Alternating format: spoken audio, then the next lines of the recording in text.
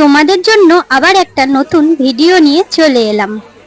সিলেদার মানে যে শুধুই জুতো তা নয়, খুব সুন্দর সুন্দর ব্যাগও রয়েছে। সিলেদারে যেরকম জুতোর কালেকশন হাজার একটা পেয়ে যাবে, তেমনি ব্যাগের কালেকশনও তোমরা হাজার একটা পেয়ে যাবে।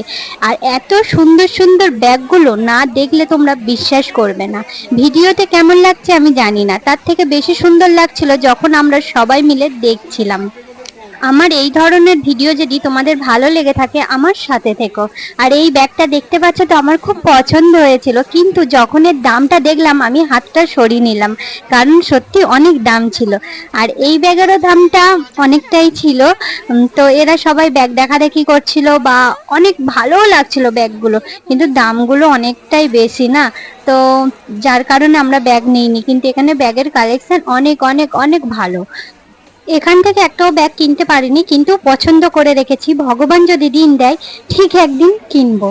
আর এই ব্যাগটা আমি প্রথম ভাবছিলাম অভ্র উঠবে, কিন্তু এক ফোঁটাও অভ্র ওঠেনি।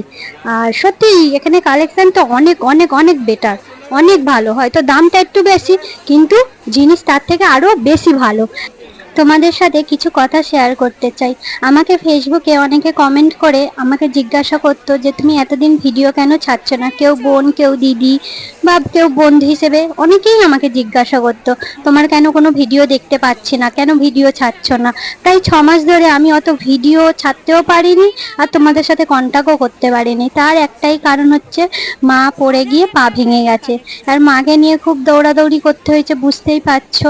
তো তার কারণে প্রায় 6 মাস ধরে আমি অত তোমাদের সাথে কন্ট্যাক্টও করতে পারিনি, কোনো রিলস ভিডিও বা ব্লগ, মিনি ব্লগ কিছু তোমাদের সাথে শেয়ার করতে পারিনি। তার হচ্ছে এইটাই কারণ।